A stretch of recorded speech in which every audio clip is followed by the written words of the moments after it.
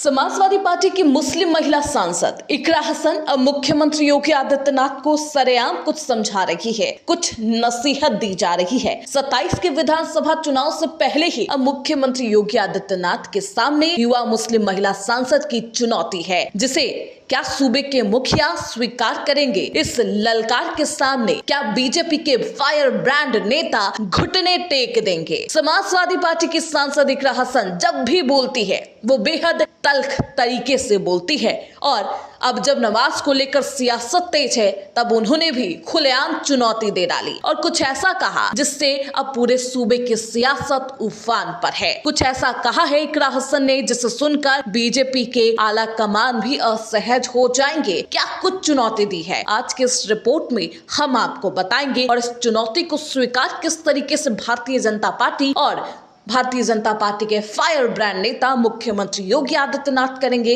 आपको आगे बताएंगे। रमजान का पावन महीना अब मात्र कुछ ही दिनों में खत्म हो जाएगा, लेकिन इस पावन महीने में काफी सियासत हो रही है। ईद के मौके पर जुम्मे की नमाज को लेकर खूब बोली सुनाई दी। प्रशासन की तरफ से यहाँ तक कहा गया कि साल भर में 52 जुम्मे आते हैं और मात्र एक होली आती है। ऐसे में जिनको रंगों से परहेज है वह घर के अंदर रहे। इस अपील को भी मुस्लिम समुदाय के लोगों ने सहजता से स्वीकार किया और होली भी बेहद शांतिपूर्ण तरीके से प्रशासन की मदद से बीत गई। लेकिन अब ईद का ये मौका है और नमाज को लेकर कुछ खास प्रशासन ने नसीहत दे डाली, कुछ खास अपील की गई, जिस पर इकरा हसन भी अब भड़क उठी है। दरअसल मेरठ पुलिस का एक बयान खूब वायरल है, जिसमें पुलिस द्वारा साफ तौर पर कहा गया कि अगर कोई सड़क पर नमाज पढ़ता हुआ नजर आया तो कार्रवाई होगी। अगर किसी के खिलाफ FIR दर्ज होता है तो उसके पासपोर्ट, ड्राइविंग लाइसेंस रद्द कर दिए जाएंगे। अब इसी बयान को सुन इकरा हसन ने बीजेपी को चुनौती दी है। इस चुनौती को सुन बीजेपी का खेमा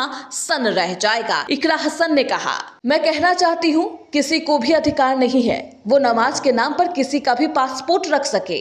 नमाज इस देश में होती आई है और होती रहेगी हमेशा, कोई उसे रोक नहीं सकता।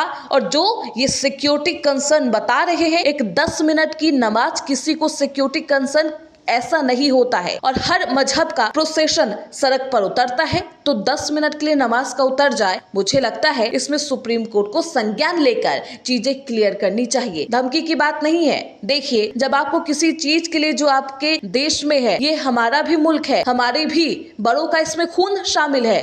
लगातार जिस तरीके से यहाँ पर त्योहार हमारा मनता आया है, अगर उसे रोका जाएगा तो सभी को दर्द होगा, इस बात का दुख होगा। और उस दुख में कई बातें लोग कह जाते हैं, लेकिन डराने ना हम डरेंगे और ना हम डराएंगे। नमाज भी होगी, त्योहार भी मनाएंगे, कोई रोक नहीं सकता। इतना ही नहीं, इकरा हसन ने अब साल 27 का भी जिक्र किया और बता दिया कि किसका सुपड़ा साफ हो जाएगा। ईद की सिर्फ 10 मिनट की नमाज से किसी को दिक्कत नहीं होनी चाहिए, लेकिन सरकार मुसलमानों को टारगेट कर रही है। संभल के CEO के बयानों को लेकर भी उन्होंने सवाल उठाए और कहा कि यूपी सरकार की तानाशाही 27 में जनता जवाब देगी। CM योगी के प्रशासन पर अब सख्त लहजे में चेतावनी दे डाली है समाजवादी पार्टी की सांसद इकरा हसन ने। लेकिन इस चेतावनी को सुनने के बाद अब क्या कुछ बीजेपी आला कमान करेंगे, ये देखना बेहद दिलचस्प होगा।